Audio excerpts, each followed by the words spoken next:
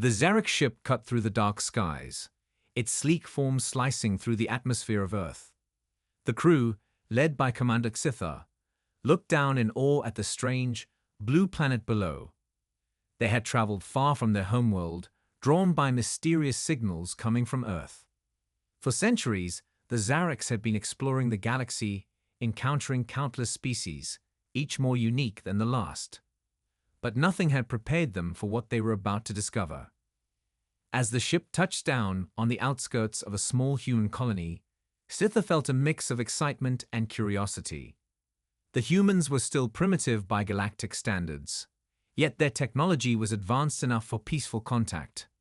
It was a momentous occasion, and the Zareks were eager to make the first move. Their mission was simple: observe and, if possible, establish an alliance. They believed that their advanced knowledge could help the humans, and in return, they hoped to learn from Earth's resources. Xitha stepped off the ship, his black and silver armor gleaming under the planet's sun. Behind him, the rest of the crew followed, their faces hidden behind transparent visors. They were cautious, of course, but they had no reason to believe anything would go wrong. They had encountered many different species before, but none were as unpredictable as humans. The first human to approach them was a man named Lieutenant Markham, dressed in a worn military uniform. He had been selected to greet the Zareks, his calm demeanor and strong will perfect for the task. He extended a hand, though he had no idea how the alien would react to such a gesture. With a cautious glance at his crew, Markham stepped forward, offering the universal sign of peace. To everyone's surprise, Xitha responded immediately. He reached out and touched Markham's hand, smiling beneath his visor. His touch felt warm, and for a moment, everything seemed perfect. The crew of the Zarek ship murmured in approval. This was it, the first step toward intergalactic peace. But then something went horribly wrong. Markham winced as he felt a sudden, sharp pain in his arm. The Zarek's hand, though warm, seemed to burn him. He pulled back instinctively, looking at his hand, expecting to see a burn from the alien's touch. But there was nothing. It was his blood that was the problem. As soon as the Zarek's skin made contact with Markham's, the blood coursing through his veins seemed to react, like an acid released into the air. It wasn't visible at first, but Markham's skin started to blister, and the Zarek's arm began to burn, the flesh sizzling like it had come into contact with molten metal. "Get back!" Markham shouted, but it was too late. Xitha, the alien commander, howled in agony, his skin charred black where it had touched Markham's blood. His crew members rushed to help him, but they too were met with the same horrific reaction. The burning spread through their bodies, their armor not enough to protect them from the corrosive power of human blood. The aliens stumbled back in shock, their eyes wide with terror. "What is this?" Xitha gasped, his voice barely a whisper as he clutched his arm, trying to put out the fire. His body was beginning to turn black, as though something inside was eating away at him. The humans around them watched in disbelief, unsure of what had just happened. Markham stood frozen, his mouth dry, his heart pounding in his chest. He had no idea why his blood had caused this, but he could see the fear in the alien's eyes. It wasn't just a physical reaction. It was something much more profound. The Zareks, for the first time, were afraid. Xitha gave a signal, and the crew immediately retreated. Their ship began to lift off, but something was wrong. It was as though the ship's engines were failing. The air around them grew thick with tension. The Zareks had come to Earth expecting a peaceful meeting, but now they were fleeing in terror, their once confident faces replaced with expressions of horror. "What have we done?"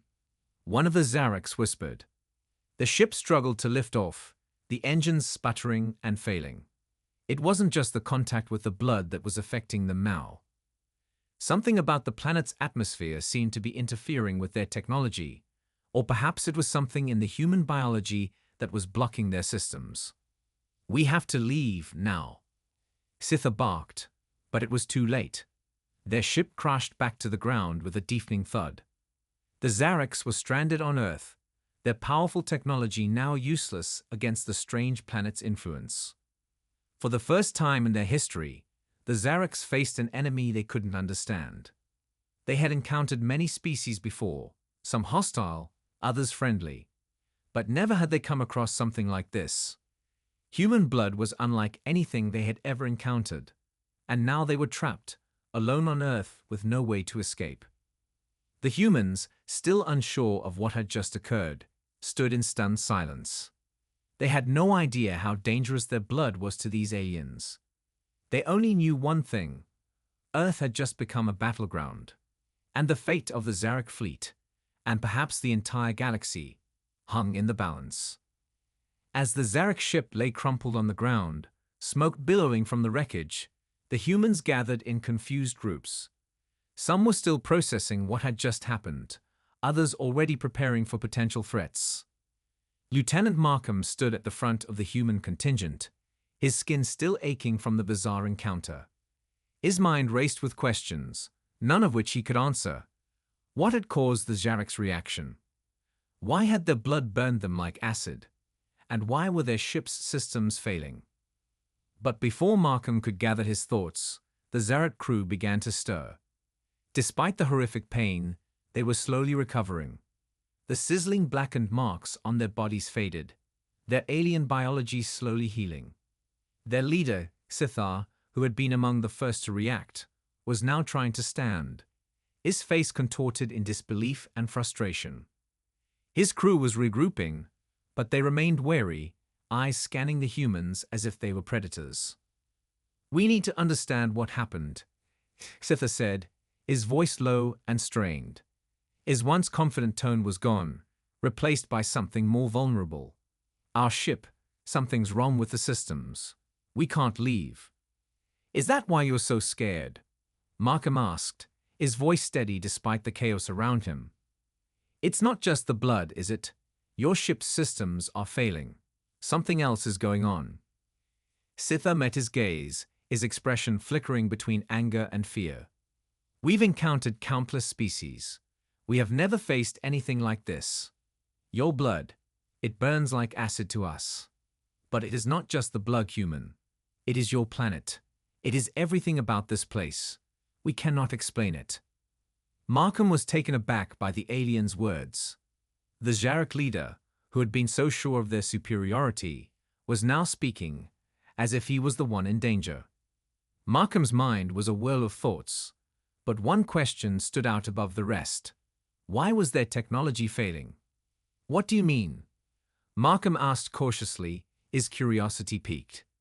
"Is it just our blood that's the problem?" "No," Sithar replied, his tone grim. "Your blood is just the first symptom. It is a chemical reaction, yes, but it is more than that. Your planet, it's affecting our technology. We don't know how or why, but we cannot use our ship's systems to leave. Something here is interfering with everything we know. Your atmosphere, your biology, your very energy fields. It is unlike anything we've encountered in the galaxy." Markham felt a cold chill run down his spine. The aliens' technology was incredibly advanced. To hear Sithar admit that Earth's very existence could cause their systems to fail was something he had never imagined. The human military team quickly gathered around, and Markham relayed the information from Sithar, who remained guarded and silent. The humans were beginning to understand that this wasn't just an accidental encounter. There was something far more dangerous happening. The Zareks were stranded on Earth, and they weren't sure why. "We need to find out what's going on," Markham said to his superiors. "We have to know what's causing their technology to fail and how to defend ourselves if things get worse. They might have advanced technology, but they're scared, and that's something we can use." As Markham spoke, his thoughts were interrupted by a sudden commotion. Several Zarek crew members were trying to work on the wrecked ship, their efforts to repair it in vain. Sparks flew from the ship's control panels as they struggled to make sense of the malfunctioning systems. There was no escape. Earth had trapped them. "We can't stay here," Sithar said, his voice filled with frustration. "We must return home. The longer we stay, the more vulnerable we become. This planet it's not like anything we've ever encountered. We must leave before more of us are affected. One of the Zareks, a younger crew member, fell to the ground, clutching his chest in pain. Sitha rushed over to him, but there was little they could do.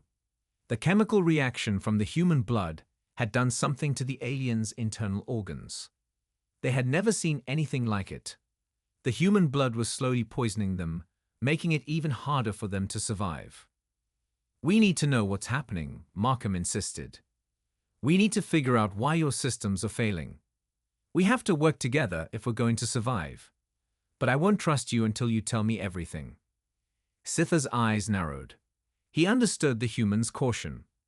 After all, they had just watched the aliens experience a painful, terrifying reaction to their blood. But Sitha also understood that their situation was growing dire. The Zareks needed to work with the humans if they were to survive on this planet. They had no choice but to cooperate, even if it meant revealing secrets they had never intended to share. "There is no choice," Sitha said finally. "We will tell you everything. We have no choice but to trust you." As Sitha spoke, Markham could feel the weight of the situation pressing down on him. This wasn't just about strange alien technology or human blood anymore. This was about survival. Earth had unknowingly become a battleground between two species, and no one knew what the outcome would be. The Zareks were desperate, their advanced technology useless on this planet. And humanity was about to learn just how powerful they had become. The real danger was not the aliens themselves, but the strange forces on Earth that were affecting them in ways no one understood. The humans now had an unprecedented opportunity, but they had to act fast. Because the longer the Zareks stayed, the more dangerous things would become. And if they didn't figure out what was happening soon, the consequences could be devastating. The fate of both species rested on their ability to work together, despite the fear and distrust that hung between them. Tensions between the humans and the Zareks continued to rise as the alien crew struggled to repair their ship. The more they tried, the worse the situation became. Every time they attempted to use their technology, sparks flew from their control panels, and their instruments malfunctioned. It was as though the very air around them was resisting their efforts. The Zareks had faced dangers before, but this was something entirely new. They were not just trapped on Earth, they were helpless. As the hours passed, the human military team began to organize. Lieutenant Markham, now more determined than ever to understand the nature of the alien presence on Earth, convened a meeting with his superiors. The aliens, still recovering from the burn of the human blood, sat apart, their eyes wary. The humans watched them closely, unsure whether to trust them or prepare for an attack. "We need answers," Markham said, standing at the head of a table in the makeshift command center they'd set up in one of the human colonies. "The Zareks have been here for hours, and they haven't been able to fix their ship. Their technology is useless here. They said Earth's atmosphere is affecting them, and we need to understand why."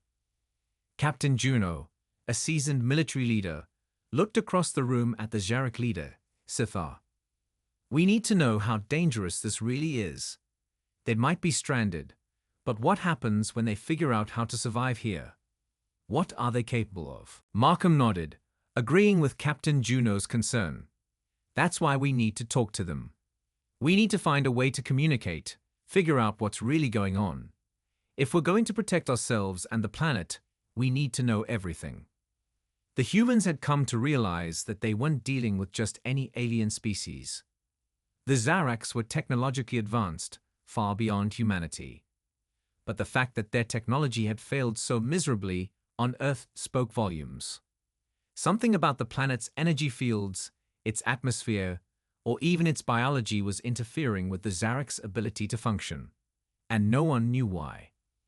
As Markham spoke, Sitha stood up from where he had been sitting, watching the humans with a quiet intensity. He looked like he was about to speak, and the humans fell silent, waiting. "We cannot remain here much longer," Sitha said, his voice hoarse but determined. We do not understand why your planet is affecting us this way, but we must return to our home. If we stay, the more our systems fail. But we cannot leave unless we fix the ship, and we cannot fix the ship unless you help us." The humans exchanged uneasy glances. Markham, still unsure of how much to trust the alien leader, stepped forward. "You said with a reason your ship is failing. How exactly does that work? Why does human blood affect you this way?" Sitha hesitated, his eyes flicking nervously to his crew. After a long silence, he finally spoke. "Your blood, it contains a unique chemical composition that is highly reactive to our biology. We do not understand why, but it is unlike anything we have encountered before. It causes damage to our systems, not just physically, but to our energy fields. Your blood seems to disrupt our biological processes in a way that nothing else does. It's not just a simple reaction. It's as though the very essence of your species is incompatible with ours." Markham tried to process this information. "So, you're telling me that just being around humans, just coming into contact with our blood, sets off a chain reaction that causes you to malfunction?" Sitha nodded. "Yes, but there is more. This planet itself, it is different from any other world we've explored. The air, the gravity, the electromagnetic fields, they all seem to have an effect on our technology. It's as though Earth is rejecting us. The longer we stay here, the weaker our systems become." Markham glanced over at his team. They were all thinking the same thing. If this was true, the Zaraks were completely vulnerable here. But could they trust them? Could they risk helping an alien species that had just attacked them, even unintentionally? "You need to tell us everything you know," Captain Juno said, his voice firm. "Why are you really here? What were you trying to do on Earth?" Sitha's eyes softened, and for the first time, there was a hint of guilt in his expression. "We came seeking knowledge. We have been observing your planet for many years, watching your progress. Your species has begun to show potential, and we wanted to offer an alliance. Our technology, combined with yours, could lead to advancements we never dreamed possible. But now, we see that we may have miscalculated." Captain Juno crossed his arms. "What kind of alliance?" "We wanted to help you advance," Sitha explained. "We believed that with our knowledge and your potential, we could establish a partnership that would benefit us both. We thought your species might be the key to overcoming obstacles in the galaxy. But your blood, this reaction we've experienced, it has changed everything. We are now at your mercy." Markham felt a wave of unease wash over him. The Zaraks had come to Earth with an agenda, a plan to use humans to further their own interests. But now, they were stranded, powerless, and vulnerable. And yet, despite everything, there was still the question of what the Zaraks would do next. If they could not leave, if they had no other choice, would they try to force the humans into an alliance? As if reading Markham's mind, Sitha spoke again, his voice somber. "We did not come to conquer. We did not come to harm you. But we are stranded, and we need your help. Without it, we may not survive here." The room fell silent. The humans now had a choice. Could they trust the Zaraks, help them repair their ship, and possibly form an alliance? Or would they take the risk and try to force them off Earth before the situation grew worse? Markham stood, looking around at his fellow officers. The weight of the decision was heavy. If they helped the Zaraks, what would the future hold for humanity? Could they survive alongside such powerful beings, knowing that the aliens now understood the true potential of human blood? The decision was not easy, but one thing was certain. Earth had become a battleground, not just for survival, but for the future of both species. The uneasy alliance between the humans and the Zaraks grew increasingly fragile as they worked together to repair the alien ship. Tensions were high, with humans uncertain of how much they could trust their visitors, while the Zaraks, vulnerable and terrified, were forced to rely on the very species they had initially sought to manipulate. Despite the growing mistrust, the humans knew they had little choice but to cooperate if they were to ensure their own survival. and possibly the survival of the Zareks as well.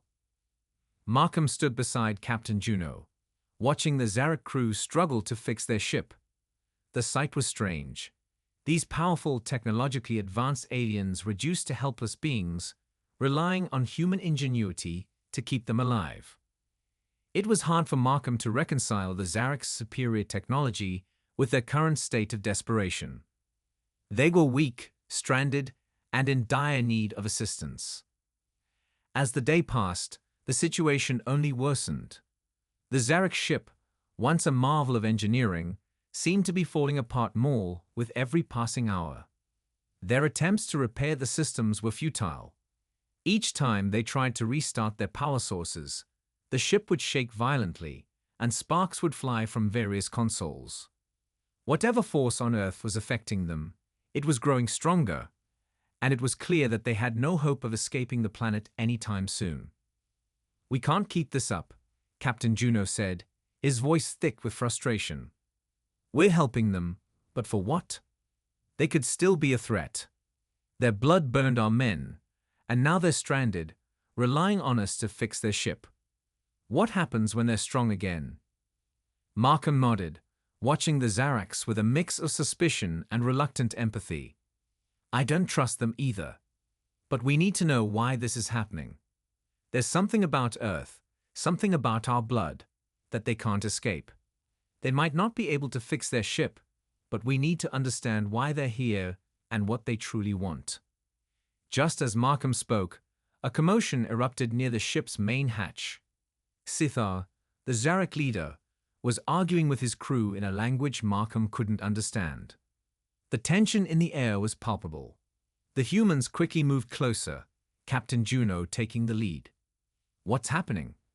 Juno asked, his voice firm but calm. Sithar turned toward them, his face tense. "Our systems are failing beyond repair. We can no longer stay here. If we do not leave soon, we will all perish." His words were stark, his tone filled with the desperation Markham had never heard from him before. "Then tell us everything," Markham said, stepping forward. "You've told us about your blood, your technology, but there's something more. What is it about Earth that is disabling you? What is it you truly want from us?" Sithar hesitated, and for a moment, Markham thought the alien leader might refuse to reveal more. But after a long pause, Sithar spoke again, his voice quieter, almost as if he had given up hope. "We were wrong," Sithar admitted, his shoulders slumping. "We came to Earth with the belief that your species was just another race in the galaxy, one that could be used to further our own goals. We thought we could control you, manipulate you for our own benefit. But now we see that Earth itself is not like other worlds. There is something here, something we never understood." The humans, who had been expecting a different answer, exchanged puzzled glances. "What do you mean?" Markham asked. "Your blood, yes, it burns us. But that is just the beginning," Sithar continued. "There is an energy here, something in the planet itself. It disrupts everything we know. Your world is a living entity, one that is not just a place to live, but a force. And your species, your blood, it seems to be tied to this force in a way we cannot explain." Markham took a step back, digesting the alien's words. "A living entity. Are you saying that Earth itself is alive?" Sithar nodded, though it was clear he was struggling to put his thoughts into words. "Yes, there is something ancient in this world. It's as if the planet itself has a consciousness, a will of its own, and your species, for reasons we do not understand, is somehow connected to it. Your blood, it is not just a simple substance, it is a catalyst, a key to unlocking something greater, something far beyond our comprehension." Captain Juno frowned, his face clouded with suspicion. "And you came here looking for this? What? Power? Knowledge? You expected to control it?" Sithar's eyes darkened. "At first, yes. We believed we could use the energy of this world for our own purposes, perhaps even to overcome the limitations of our own biology. But now, we realize we are not in control. We are at the mercy of this planet. It is a force greater than anything we have ever encountered, and we cannot escape it. The revelation hit Markham like a wave. Earth wasn't just a planet. It was something far more powerful. It had a will of its own, and humans were somehow tied to it. The Zareks had come seeking to exploit that power, but instead, they had become victims of it. The idea of Earth being alive, of the planet itself holding a form of consciousness, was staggering. It was almost as if the planet itself was rejecting the Zareks, pushing them out. But there was something even more troubling. If this force was real, then it could be used by anyone, even the humans. Could they harness it? Could they control it? As Markham processed this, he looked around at his team. This was a turning point. Earth was no longer just a planet in the galaxy. It was something far greater, and the humans had a unique connection to it. But what did that mean for the future? "We need to figure out how to survive here," Captain Juno said, his voice heavy with realization.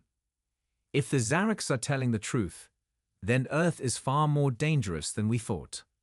We can't let them, or anyone, take control of this planet. It's ours to protect." Markham agreed. But there was one question that lingered in his mind. If Earth was truly alive, what did that mean for humanity's place in the galaxy? Was Earth a weapon, a sanctuary, or something even more dangerous?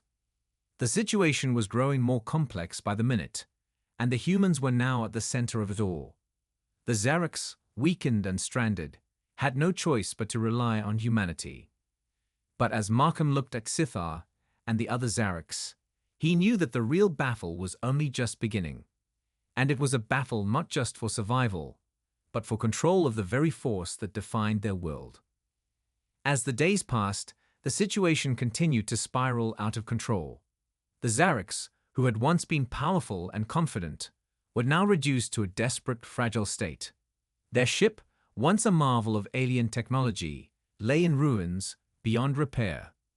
The more they tried to fix it, the more the systems failed. It was as though the planet itself had rejected them, and every attempt to use their advanced technology only made things worse. Markham and Captain Juno continued to work closely with the Zareks, trying to understand the strange forces that were at play on Earth. They now knew that the planet wasn't just a normal world. It was something far more ancient and powerful. Earth itself was alive, its very existence tied to an energy source that was beyond human comprehension. The Zareks had come seeking this energy, believing they could use it to enhance their own technology and biology. But what they hadn't counted on was the fact that Earth had its own will, and that will had rejected them completely. The humans, however, were beginning to realize that this planet, this strange force, was something they could not only survive on, but something they could possibly control. If they could harness the power of Earth, they might be able to defend themselves against the Zareks and any other species that might come to exploit the planet in the future. But the question was, how? The Zareks had no answers. In fact, they were in worse shape than ever. Sithar, the Zarek leader, was no longer his confident self. The alien's face had grown pale, and his movements were slow, as though every part of him was struggling against the pull of something invisible, yet powerful. He spoke less now, and when he did, it was with a tone of disbelief, as if he was slowly coming to terms with the reality that Earth was beyond his understanding, and perhaps beyond any of the Zareks. "We are losing time," Sithar said one evening, his voice strained. "We cannot stay here much longer. Every moment we remain is another moment we grow weaker. I don't understand it. We've been to countless worlds, faced dangers beyond imagination, but this planet, this place is unlike any we've ever encountered." Markham stepped forward, his face etched with determination. "You're right. We can't keep helping you indefinitely. We've already lost enough time. But if we're going to survive this, we need to figure out what Earth wants. There's something here, something far bigger than you or me. And we need to understand it before it's too late." The humans were now united in their resolve. They had to unlock the secrets of Earth, but doing so was easier said than done. Every time they made progress, something new would occur to throw them off course. The very atmosphere seemed to shift unpredictably, as though the planet itself was responding to their presence. The Zareks had thought they could conquer this world, but they were wrong. The more they tried, the more the planet pushed back. The same energy that had driven their technology into failure seemed to be the key to understanding what was happening. Markham had been working with the human scientists, trying to uncover the true nature of this energy. What they had discovered so far was alarming. There was a particular frequency in the planet's electromagnetic field that seemed to react with the Zarek technology. It was as though the planet had its own frequency, one that Earth's biology and the human blood was attuned to. One of the scientists, Dr. Helen Carter, who had been working with the alien ship's wreckage, had a breakthrough. "I think I found something," she said excitedly, calling Markham over. "It's not just the blood. It's the energy from the planet itself. I've been analyzing the signals from the ship's equipment, and I've found a pattern. The Zarek's technology was built to interface with certain energy sources, but it's not just reacting to the blood. It's reacting to the very energy fields of this planet." Markham looked at her, his heart racing. "So you're saying Earth itself is sending out a signal that's interfering with the Zarek's technology?" Dr. Carter nodded. "Yes. The planet is emitting a low-frequency pulse, something we've never detected before. It's not just biological. It's like Earth is communicating on a different level. And the Zarek's technology can't cope with it. That's why it's malfunctioning." Markham turned to Captain Juno, who was listening intently. "This could be the key. If we can understand the frequency, maybe we can turn it to our advantage. Maybe we can use it against the Zareks. Or we could harness it ourselves," Juno finished, a glimmer of hope in his eyes. Markham nodded. The implications were enormous. If they could understand the energy that was disrupting the Zarek ship, they could potentially use it to protect themselves, to control their own fate. They might be able to use Earth's energy fields as a weapon, or at least as a shield against the alien race that had come to conquer them. But there was one problem. The Zareks weren't the only ones who had come to Earth. There were rumors, whispers, that other alien factions were aware of the strange occurrences on the planet. If the Zareks had come to exploit Earth, others would likely follow, hoping to claim the planet's power for themselves. Markham knew that the stakes were much higher than they had realized. Earth was a living, breathing entity, and the humans were its unwilling custodians. But now they had the chance to control its power. The question was, would they use it wisely, or would they become the next species to fall under the planet's mysterious influence? As Markham watched Sithar, still weak and defeated, he couldn't help but feel a growing sense of responsibility.